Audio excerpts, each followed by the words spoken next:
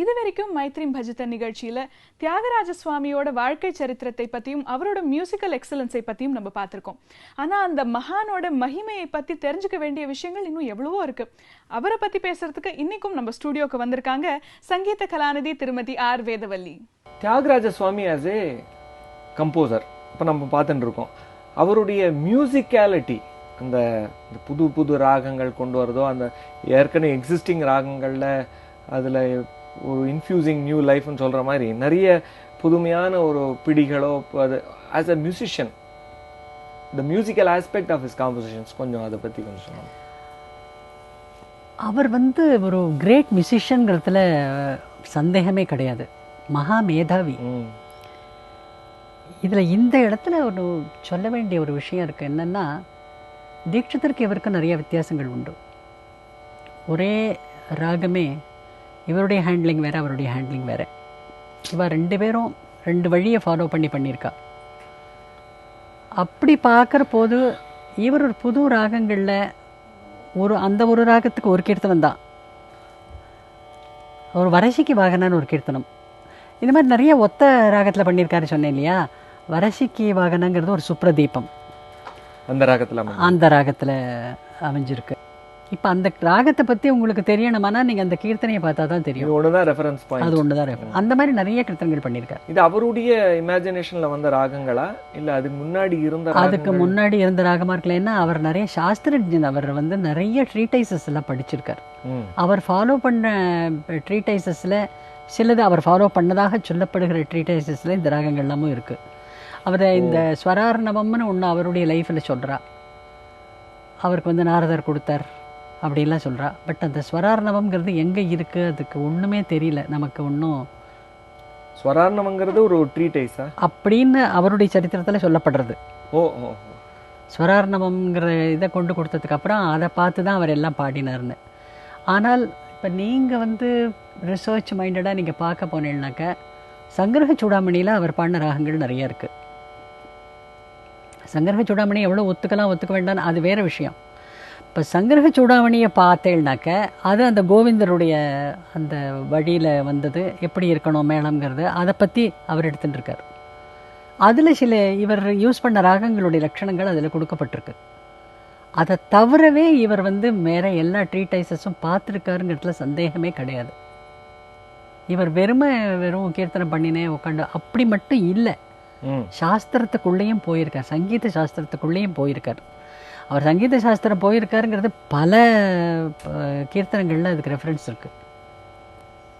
First மோட்சம் கலதால பிராண அனல சம்யோகம் தான் நாதமே வர்றதுன்னு சொல்லியிருக்கார். இதெல்லாம் அவர் சாஸ்திரம் படிக்காத சொல்ல முடியாது. பிராண அனல சம்யோகமோ வல்ல பிரணவ நாதமோ சப்தஸ்வர மூலை பரக வீணா. இது நீங்கள் அதுக்குள்ளே நீங்கள் போனேன்னா முதல்ல எப்படி வந்தது, சப்தம் எப்படி வந்தது, அதுலேருந்து பிரணவம் எப்படி வந்தது, பிரணவத்துலேருந்து சாமம் எப்படி வந்தது, சாமத்திலிருந்து சப்தஸ்வரங்கள் எப்படி வந்தது, சப்தஸ்வரத்தை எப்படி வீணையில் முதல்ல யூஸ் பண்ணேன். நமக்கு ஆதாரம் முதல் வீணை தான். வீணையிலிருந்து தான் அப்புறம் நமக்கு எல்லாமே வந்தது. அந்த வீணையினுடைய அந்த மெட்டுக்களை வச்சு அந்த ஸ்வரஸ்தானங்களை இதை பண்ணினவாலே வீணையில் தான் இந்த முதல்ல வந்திருக்கு. ஸோ வீணாவாதனை அங்கே கொண்டு முடித்தார் அவர். நீங்கள் அந்த சரித்திரமே அதை அழகாக கொண்டு முடிச்சிட்டார். So is a musicologist also. எல்லாமே நான் அதுதான் சொல்கிறேன். அவர் வெறுனே இல்லை, எல்லாமே அவருக்கு தெரிஞ்சு தான் அவர் பண்ணியிருக்கார்.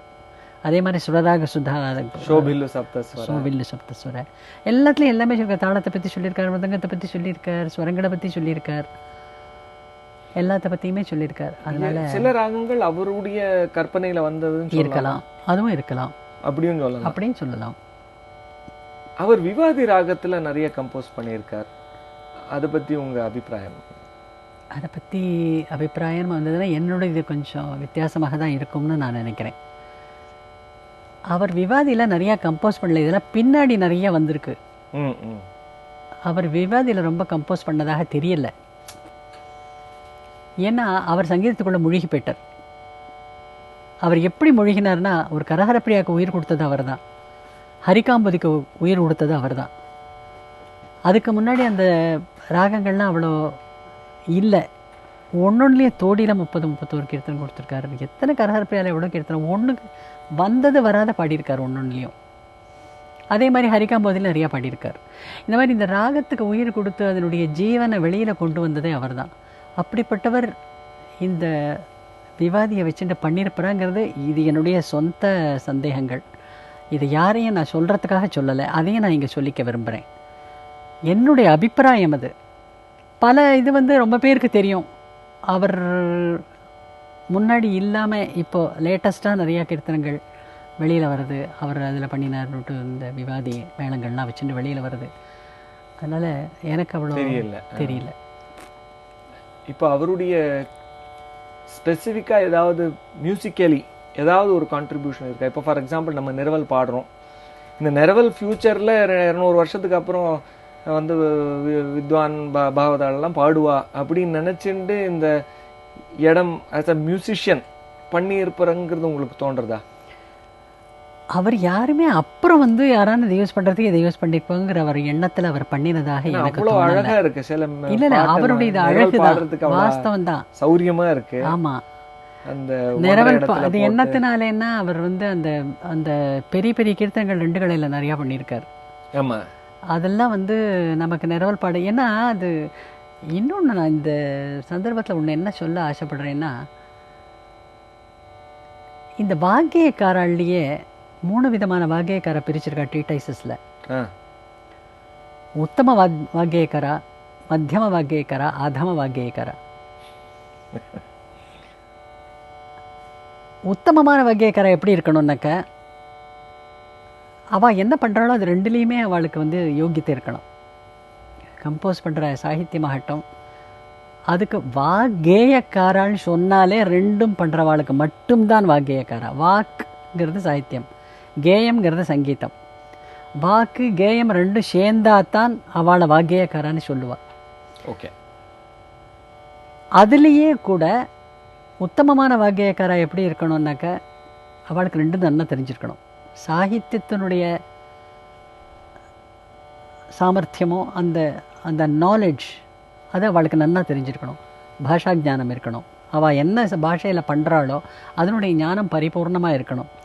சும்மாவானே இருக்கிற நாமாவளி அவளே இவளே ராமாவே ராகவனே தசரதன் பிள்ளையே கௌசல்யா, ராமாயணத்தை பூரா நம்ம அப்படி சொல்கிறதுல அர்த்தம் கிடையாது. நாமாவளியாக பண்ணுறதுல அர்த்தம் கிடையாது. அவருடைய இதுலேருந்து நிறைய விஷயங்கள் எடுக்கிற மாதிரி பண்ணுற மாதிரி இருந்தால்தான் அவர் சாகித்ய பூரித்தமாக இருக்குன்னு சொல்லலாம். அதையும் அந்த சாகித்யத்துக்கு என்ன அர்த்தம் உண்டோ அதனுடைய பாவத்துக்கு பொருந்தினாப்பில் அதனுடைய ராகமும், இந்த ராகத்தையும் போட்டு அந்த அந்த இதுக்கு பாவபூரித்தமாக இருக்கணும்னாக்கா அது காலப்பிரமாணமும், இது எல்லாம் ஒன்று சேர்ந்து யாரால் நன்னா பண்ண முடியுறதோ உத்தம வாக்கியக்காரா. அந்த உத்தம வாக்கியக்காரால இவருக்கு முதன்மை ஸ்தானம்னு சொல்லலாம்.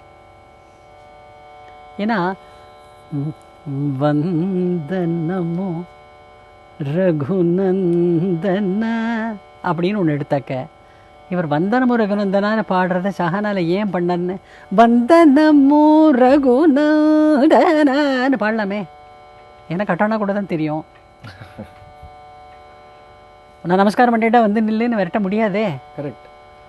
அர்த்தபாவம்னு ஒன்று இருக்கு இல்லையா, அந்த அர்த்தபாவத்துக்கு தகுந்த மாதிரி பண்ணணும்னா அவர் சஹனால தான் பண்ணி ஆகணும். அதே சஹானாலேயே அந்த அந்த மெட்டில் போட்டால் தான் அந்த ஒரு அல்ல அந்த ராகத்தை எடுத்தானா எந்த இடத்துலையும் அந்த பாவத்தை கொடுக்க முடியும். ஒரு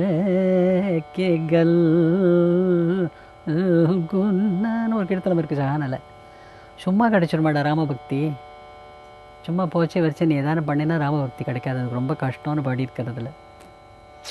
இத்தனை சம்சார பந்தத்தையும் வச்சுண்டு நீ ராமபக்தி கிடைக்கணும்னா அது சாமான்யமான விஷயமே இல்லை அப்படின்னு.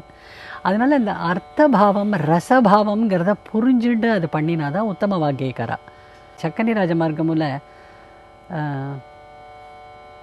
சிக்கனி பாலும் மீகடையுண்டக சீயனி கங்கா சாகர மேலே அப்படின்னு அதனுடைய அனுபல்லவி இருக்கு, ஞாபகம் இருக்கு இல்லையா? அதனுடைய அர்த்தம் நீங்கள் என்னன்னு சொல்லுவேன், சிக்கனி பாலும் மீகடை உண்டக, அதாவது ஒரு நல்ல கெட்டியான பாலில் நல்ல ஏடு படிய முடியாத ஒரு பால் இருக்குச்சே, சீயனி கங்காசாகரம் இல்லை, சீன்னு சொல்கிற இந்த கங்காசாகரம் வேணுமா அப்படின்னு பாடியிருக்காரு. அப்படின்னா என்ன அர்த்தம்? தஞ்சாவூர் ஜில்லாவில் கங்காசாகரம்னா கல். அதுக்கு தான் நான் சொன்னேன், அந்த அந்த பிரதேச பாஷை ஸ்லாங்ஸ் இருக்கு பார்த்தீங்களா, லோக்கல் ஃப்ளேவரும் லோக்கல் ஸ்லாங்ஸை அப்படியே யூஸ் பண்ணியிருக்காரு அவருடைய கீர்த்தனத்தில். சீயனி கங்காசாகர மேலே அந்த பால் இருக்கிற மாதிரி ராமநாமம் இருக்குச்சே, சக்கனி ராஜமார்கரும் உண்டு, ராஜபாட்டியாக இருக்குச்சே, நீ சந்துக்குள்ளே ஏன் போகிற? அதுவும் ஒரு சோஷியல் மெசேஜ் தானே. அதெல்லாம் சோஷியல் மெசேஜ். அந்த மாதிரி நிறைய மெசேஜஸ் கொடுத்துருக்காரு அவர். இப்போ நீங்கள் பிரகலாத பக்தி விஜயத்தில் இந்த கத்திய பத்தியெல்லாம் வரும்னு சொன்னேன்ல, அதை பற்றி கொஞ்சம் விவரம். ரெண்டுலேயுமே வரும், பிரகலாத பக்தி விஜயம் நௌகா சரித்திரம். அதாவது கேய நாடகத்துக்கு இருக்குன்னு சொன்னேன் இல்லையா, நான் அதை பற்றி எக்ஸ்பிளைன் பண்ணினேன். அது ஒன்று சொல்லலாம், அந்த பிரகலாத பக்தி விஜயத்தில் ஒரு சூர்ணிக்கைன்னு ஒன்று பாடுவா பத்திய இதில். அந்த சூர்ணிக்கை சம்ஸ்கிருதத்தில் ஒரே மாதிரி அது அது அது அழகாக வரும், அந்த சந்தம் ரொம்ப நல்லா வரும். ஜயது ஜயது சகல நிகமாகம குசல கிண்ணர கிம் புருஷ சித்த வித்யாதர கீயமான பகுஜகதுதய ரக்ஷணலய ஹேதுபூத சதுரானன ஹரிஹர பிரபுதி சிந்தியமான மணித்வீபே ஜித சாது ஹிருத்தாபே. இதுன்னு நீள போயிட்டே இருக்கும். இது அரபி ராகத்துல செட் ஆனதா? ஆமாம். ஆனா அது ஸ்லோகமா விருத்தமா? இது இப்படி தான், விருத்தமும் இல்லை இல்லை, இது இப்படி தான் பாடுவா. சூர்ணிக்கு என்ன இப்படி தான் பாடுவா, அது அரபியில் தான் இருக்கும். இதுக்கு மாறுதலே கிடையாது. அது சம்திங் இன் பிட்வீன். எதில் சொன்னாலும் சரி, ஈவன் ரகுவீர கத்தின்னு சொன்னாலும் இதே மாதிரி தான் பாடுவா. இந்த மாதிரி இந்த கத்தியங்கள் எதில் வந்தினாலும் இதே மாதிரி டியூனில் தான் பாடுவா. அதில் ஜாஸ்தி நின்று அந்த மாதிரியெல்லாம் வராது, நீள போயிட்டே இருக்கும்.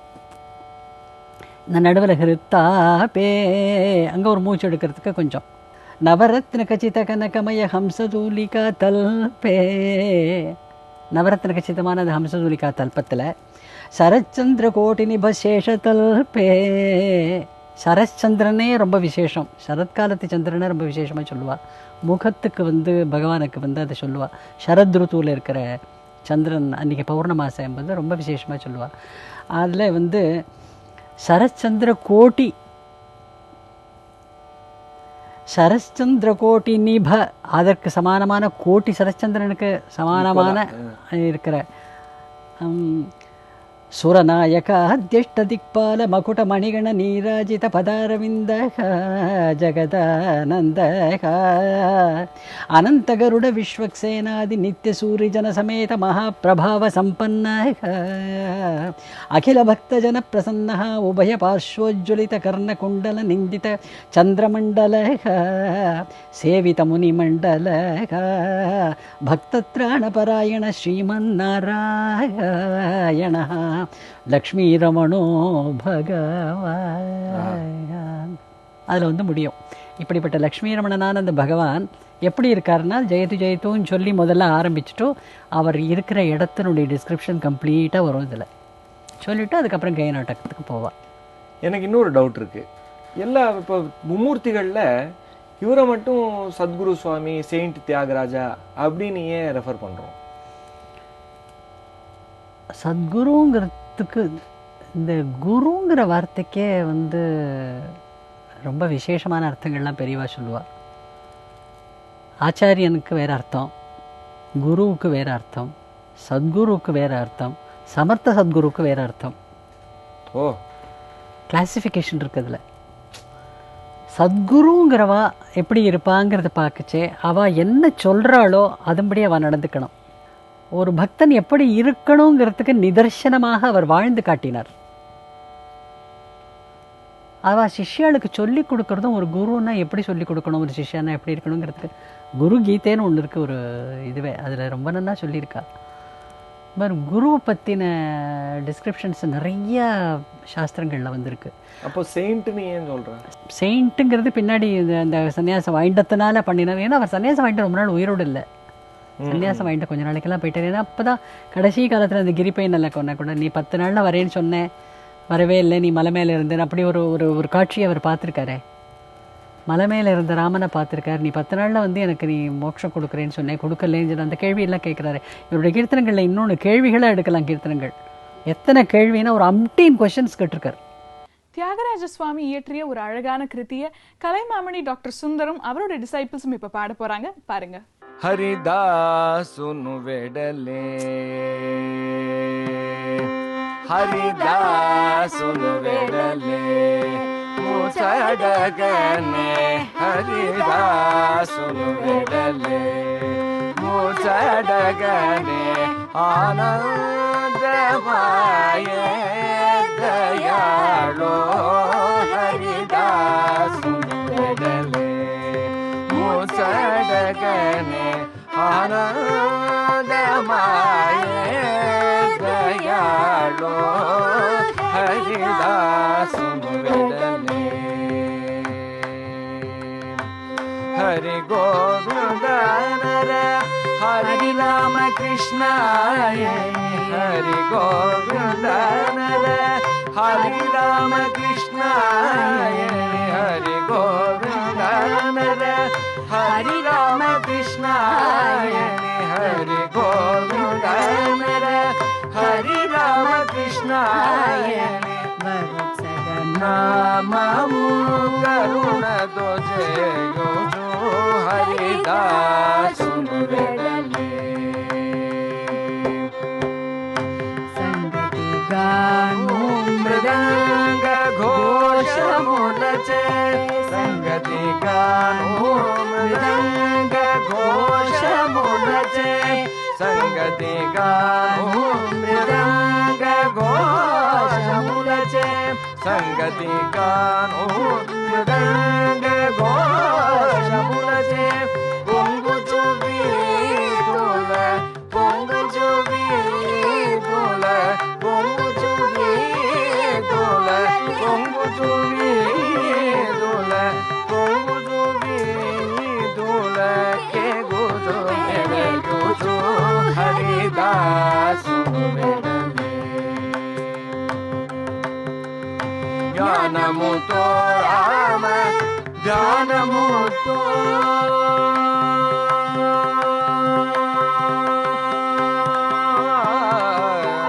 జ్ఞానముతో రామ జ్ఞానముతో జ్ఞానముతో రామ జ్ఞానముతో మంచి జ్ఞానముతో నేను జ్ఞానముతో నేను జ్ఞానముతో నేను జ్ఞానముతో హరిదాసును వెడలే రాజరాజునిపై రాజులు చల్లుచు రాజరాజునిపై రాజులు చల్లుచు రాజులుచు త్యాగ రాజులుచు త్యాగ రాజులుచు త్యాగ రాజుని హరిదాసును వెడలే